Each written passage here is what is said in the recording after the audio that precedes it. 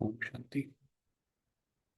तो आज की इस वीडियो में हम देखेंगे कि बाबा का ज्ञान, राजयोग किस तरीके से हमें अलग अलग परिस्थितियों में मदद करता है।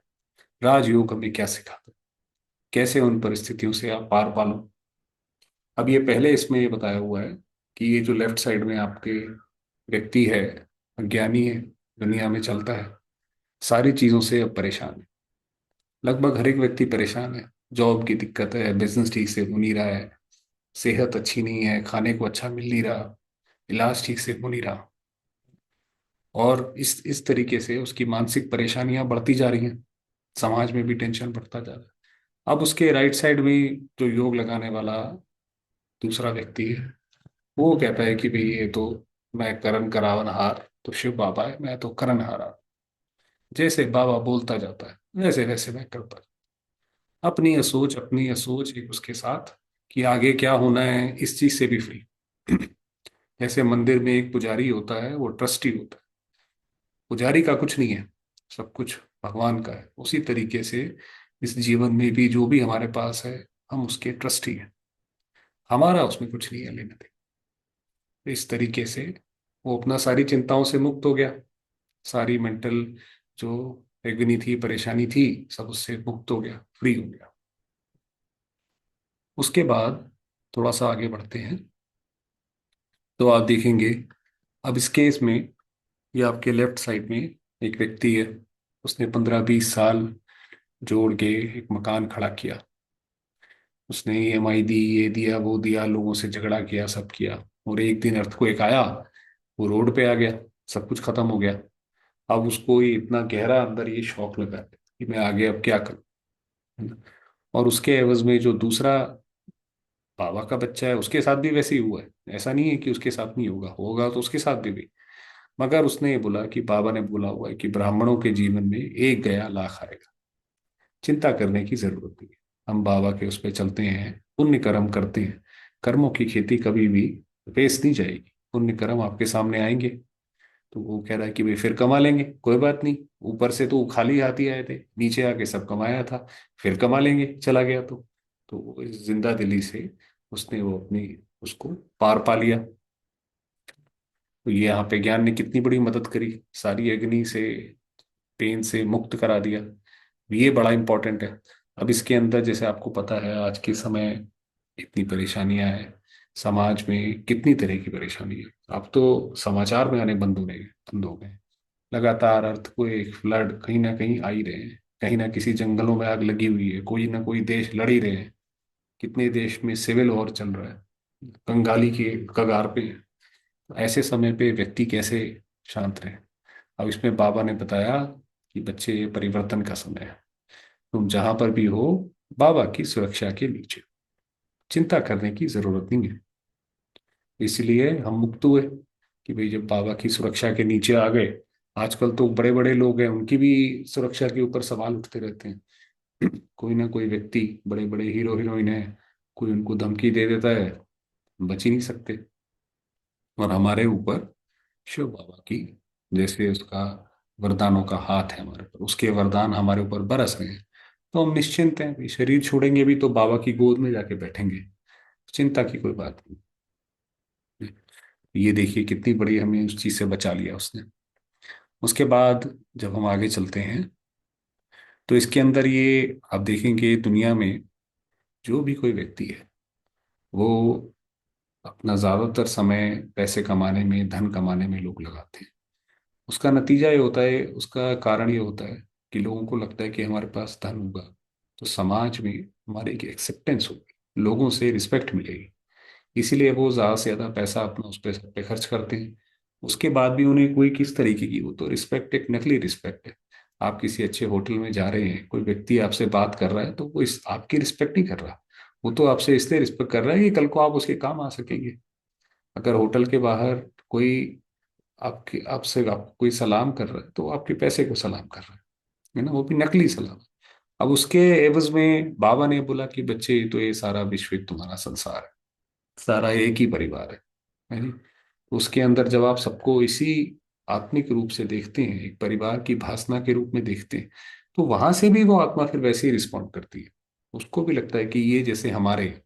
तो आप देखिए कि जो चीज वो पैसे से ढूंढ रहे हैं, यहाँ पे बाबा ने हमें शिक्षाओं से बता दी कि भाई ऐसा काम करोगे तो आपको समाज में अपने आप ही रिस्पेक्ट मिलेगा, एक्सेप्टेंस वगैरह सब मिलेगा। तो ज्ञान ने हमें ये भी, हमें इतनी भाग दौड़ करने की जरूरत ही नहीं है। यहाँ पे हमारी उसने मदद कर दी।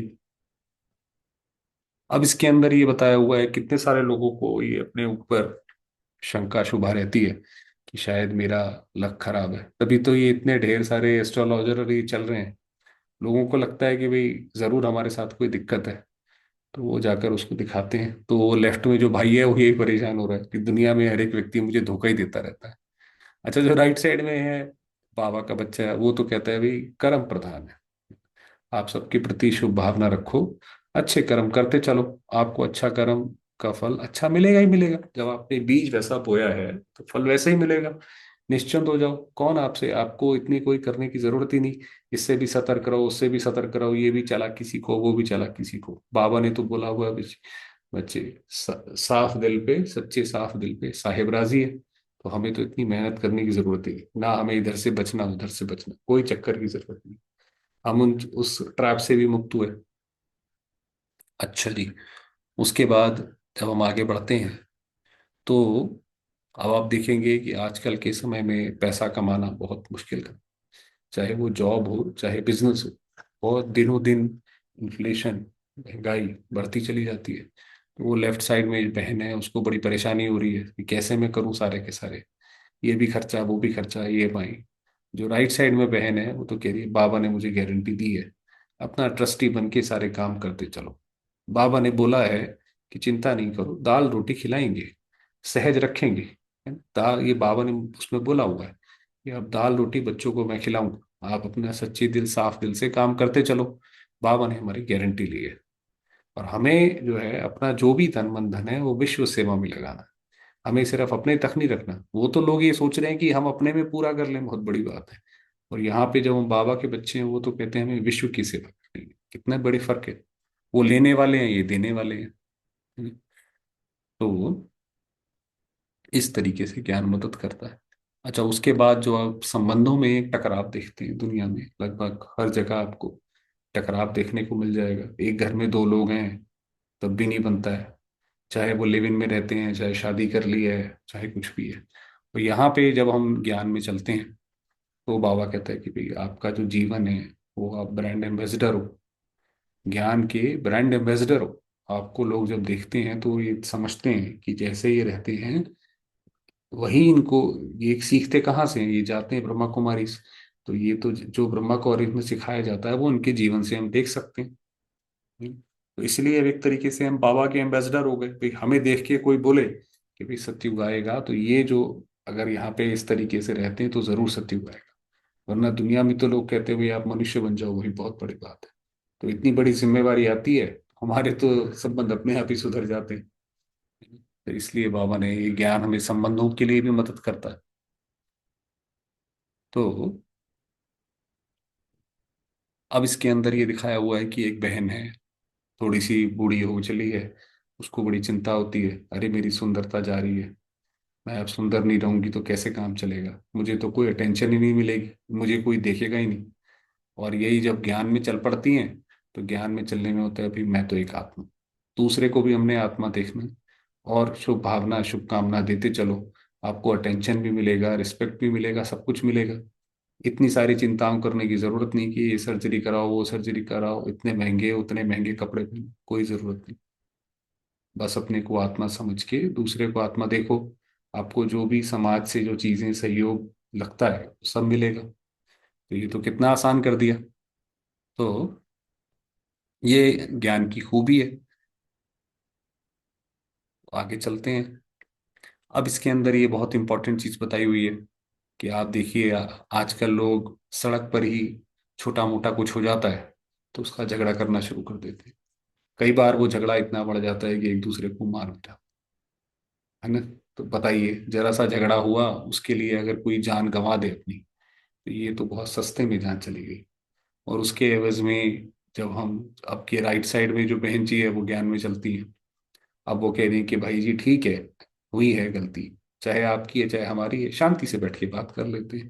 भाई इसके अंदर आपको अहंकार में आने की क्या जरूरत है कि मैं आपको, आप मुझे जानते नहीं हो मैं कितना बड़ा हूँ या कितनी बड़ी हूँ। ये शांति से बैठ के बात करो भाई, जितने पैसे हैं आप अपना बताओ, दे सकते हैं तो ठीक है, नहीं दे सकते हैं तो ये इलाज है। तो कैसे वो शांति से अपना निपटा रही है। तो जो भी ये बात इतनी बढ़ सकती थी वो उसने खत्म कर दी। उस सारे दुख से वो बच गई जब ज्ञान में चल पड़ी तो। उसके बाद ये बहुत इंपॉर्टेंट बात है कि एक जो कोई व्यक्ति हॉस्पिटल में है तो वो तो परेशान हो जाता है कि भाई अरे भाई क्या मुसीबत आ गई है, यहाँ से तो मैं निकल ही नहीं पा रहा हूँ, फंस गया हूँ। ये बीमारी नहीं, वो बीमारी, वो बीमारी नहीं, वो बीमारी। आप देखेंगे जितने हॉस्पिटल खुलते जाते हैं उतने मरीज भी बढ़ते चले जाते हैं, चाहे बड़े से बड़ा हॉस्पिटल हो या छोटे से छोटा हो। और उसी के उसमें आप देखेंगे जो बाबा के बच्चे हैं वो कहते हैं भाई चलो भाई आ गए हॉस्पिटल में, अब बाबा को आराम से याद करो, सारी क्लासेस सुन लो, सारी मुरली सुन लो, याद करते रहो, क्या पता कोई साक्षात्कार ही हो जाए। है ना, कितना बड़ा फर्क है आप देखेंगे। तो इसके अंदर आप देखिए कि हमें, इसके लिए बाबा ने भी बोला हुआ है कि बच्चे आपको कोई शरीर की परेशानी आए, आप ये सोचो ये शरीर अलग है, मैं आत्मा हूँ, ये शरीर हमने बाबा को दिया है, जो होता रहे हम अपना फ्री रहें उससे।